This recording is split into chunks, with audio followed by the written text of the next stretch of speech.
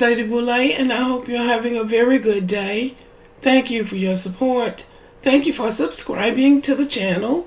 Thank you for your thumbs up, for your comments, and thank you for sharing the videos.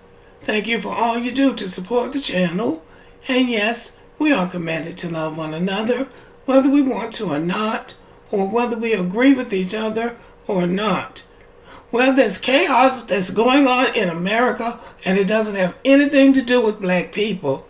Even though I have seen black people trying to take an active part in this. I don't know if they're black Americans or not, but I've seen them trying to take part in it. Nevertheless, this is not our fight. But there are a lot of protests going on college campuses in the United States. Now, I think when the whole thing started in Gaza, when those college presidents were going before Congress because students were having some questions about it, and college presidents got fired for frivolous reasons, and I think they thought they had beat the whole thing down. Well, they came back with a vengeance, and I don't think that they know what to do right now, because just calling it anti-Semitism is not enough. These students are protesting the war in Gaza, in Israel. But not only that, they are naming companies that are invested in Israel and asking them to divest. Now, this is something different. I don't think America has seen anything like this from college campuses since the 60s. It is really something new, and I don't think they quite know how to deal with it. But it started, I think that this latest round started at Columbia University in New York City. Believe it or not, I used to live in New York City near Columbia University, right down the street.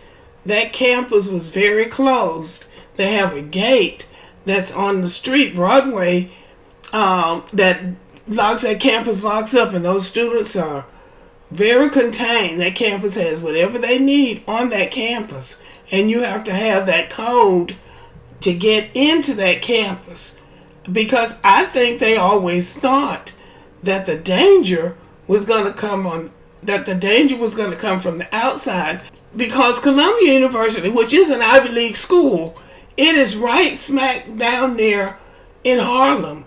It's right down there near all the black people. So I think they thought the danger, if any danger came to the campus, it would come from the outside, from black people. I don't think they were expecting the danger to come from the inside. But that's where the student rebellion is going on the inside of those iron gates. So this is from AI. Pro-Palestinian protests have been sweeping across American university campuses, sparking intense debates and actions.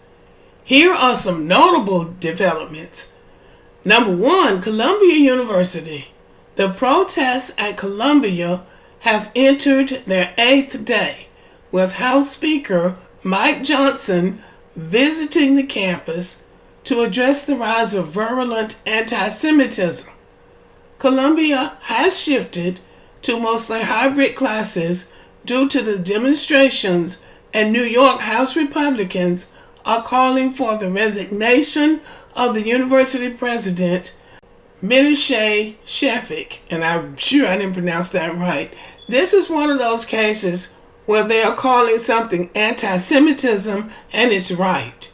This is anti-Semitism. These students are protesting against Jewish involvement in Gaza and American involvement in Israel. So they're right this time. Sometimes they call something anti-Semitism and it might not be, but this is one of those times that it is. And it's like a snowball effect. It started with Columbia, then NYU, then Harvard, then Yale, and now I think it's all over the country. These students are protesting, and it remains to be seen right now whether or not they're going to be able to put these demonstrations down.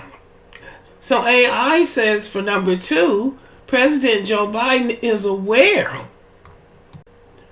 of the pro-Palestinian protests on college campuses. The White House condemns any alarming rhetoric during these demonstrations and supports peaceful protests while denouncing violence and anti-Semitic language.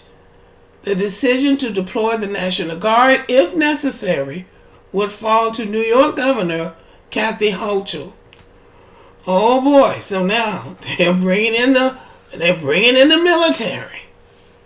Number 3, AI says pro-Palestinian protests continue to rock major universities across the country. School officials are taking extraordinary measures to address the crisis. Jewish students, especially, are expressing concern for their safety during the ongoing Passover holiday.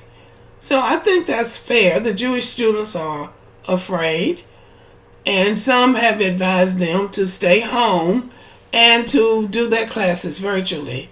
And when something like this happens, when you have a big mob, a big crowd gathering like that, if you know you're the target or your group is targeted, it is a good idea to get out of the way if you don't want to get caught up in the fray. Encampments have been established at Harvard, Brown University, the University of Michigan, the Massachusetts Institute of Technology, and California State Polytechnic University. So that's a lot of schools, and that's not all of them. Others are joining as we speak. You really don't want to see people just doing something just to be disruptive. But I believe that the students' concerns should be addressed. I don't think they should just be told, go to class, shut up, or we're going to lock you up.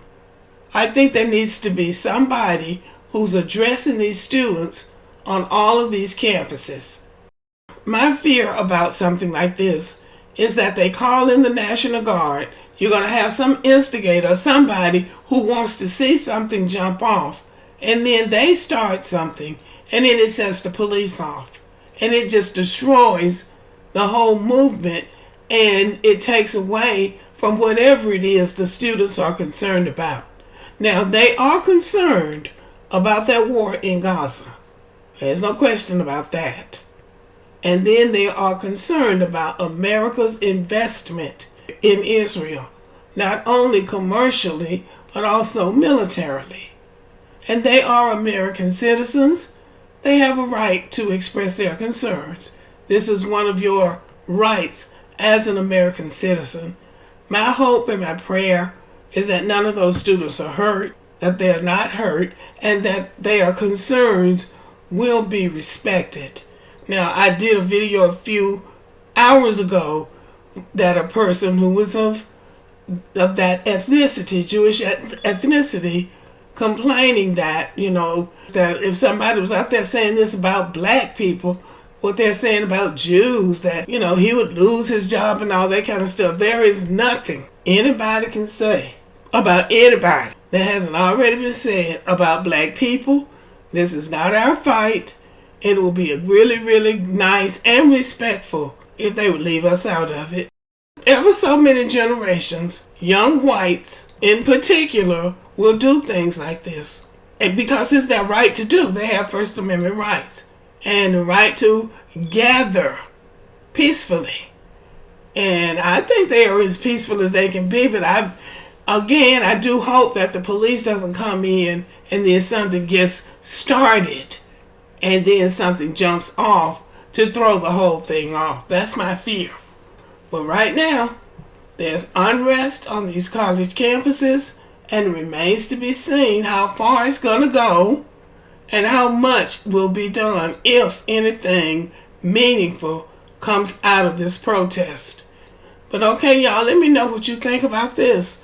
Thank you for listening. Subscribe to the channel, give me a thumbs up, leave a comment, share the video. And as always, have a great day.